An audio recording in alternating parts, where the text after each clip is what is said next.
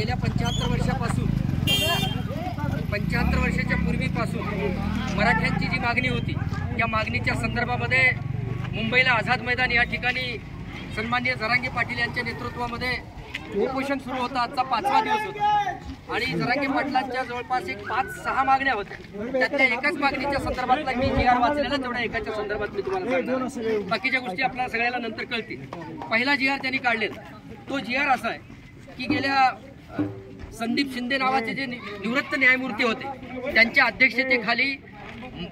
Hyderabad gadget, Satara gadget आणि मुंबई गॅजेटच्या संदर्भामध्ये अभ्यास करण्यासाठी एक समिती नेमलेली होती आणि त्या समितीनं जवळपास सर्व ठिकाणी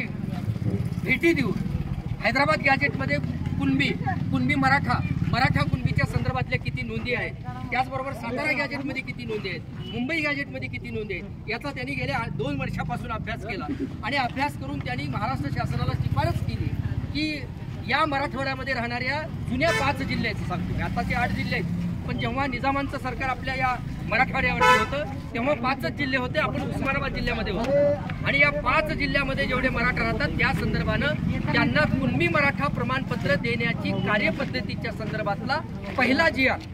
त्या समितीनं, उपसमितीनं, जी समिती आपले कोण राधाकृष्ण विखे पाटलांच्या अध्यक्षतेखाली जी समिती नेमली त्या समितीनं आणि महाराष्ट्राच्या राज्यपालाच्या स्वाक्षरीनं महाराष्ट्राच्या उपसचिवांनी पहिला जी आर काढलेला आहे। तो जी आर असा आहे की या मराठवाड्यामध्ये हैदराबाद गॅजेटमध्ये जेवढ्या काही नोंदी आहेत त्या नोंदीच्या संदर्भातला पहिला जी आर आहे। तो जी आर असा सांगतो की या मराठवाड्यामध्ये जुन्या 5 जिल्ह्यामध्ये राहणारा अल्पभूधारक शेतकरी, बहुभूधारक शेतकरी, ज्याला शेतीच नाही शेतमजूर करणारा असेल किंवा दुसऱ्याची वाट्यानं शेती करणारा असेल तर त्याचं प्रमाणपत्र त्यांनी ग्राम लेवलला 3 त्रिसदस्यीय एक समिती नेमलेली आहे। त्या सदस्याकडे त्यांनी मागणी करावी की मला कुणबी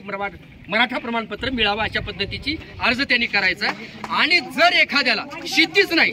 परंतु मराठा आहे, त्याच्या नावावर शेत नाही, शेत असणाऱ्यांनी शेतीचा पुरावा द्यायचा,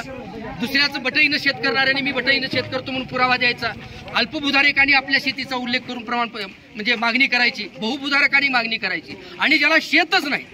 त्याची नोंदच नाही शेताची, अशा माणसानं काय करायचं, या मराठवाड्यामध्ये त्याचा जर कुणी सोयरा कुणबी मराठा अशी नोंद 13/10/1967 पूर्वीची, मी तारखेसहित सांगतो त्या जी आर मध्ये असलेल्या 13/10/1967 पूर्वी ज्याची नोंद कुणबी मराठा कुणबी किंवा कुणबी म्हणून जर नोंद असेल तर त्या सोयऱ्याकडून प्रमाणपत्र घ्यायचं की हा माझा सख्खा सोयरा आहे, त्याच्याकडून लेखी घ्यायचं आणि आपल्या ग्राम पातळीवर जी 3 सदस्य समिती आहे त्या समितीला ते प्रमाणपत्र आणून द्यायचं आणि दिल्यानंतर त्यांनी वंशावळी तपासतील आणि त्यांनी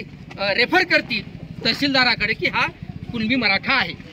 आणि त्याला कुणबी मराठा प्रमाणपत्र मिळेल। अशा पद्धतीने एकदा कुणबी मराठा, नुसतं कुणबी आणि मराठा कुणबी अशा पद्धतीचं प्रमाणपत्र आपल्याला मिळालं की सगळे कुणबी मराठा कुणबी आणि कुणबी हे ओबीसी मध्ये पहिलंच आहेत, त्याला आता नवी घालण्याची गरज नाही आणि म्हणून तो ओबीसी मध्ये त्या आरक्षणामध्ये तो बसणार आहे। अशा पद्धतीचा जी पहिली मागणी आपली होती, जी हैदराबाद गॅजेटची अंमलबजावणी करा अशी जी पहिली मागणी जरांगे पाटील करत होते, ही पहिल्या मागणीचा जी आर निघालाय। बाकीच्या 5 मागण्याच्या संदर्भामध्ये जी आरची तयारी चालू आहे, निघतील आता, ती मिळतील आपल्याला। फक्त एकच जी आर मिळाल्यामुळं त्या एका जी आरच्या वाचल्यानंतर आपल्या लक्षात आलं की आता या भागात राहणाऱ्या सगळ्यांना, शेती असणाऱ्याला, शेती नसणाऱ्याला, मजुरी करणाऱ्याला, बटईनं शेत करणाऱ्याला, ह्या सगळ्यांना, ज्याला शेत नाही त्याला मात्र त्याचा सोयरा एखादा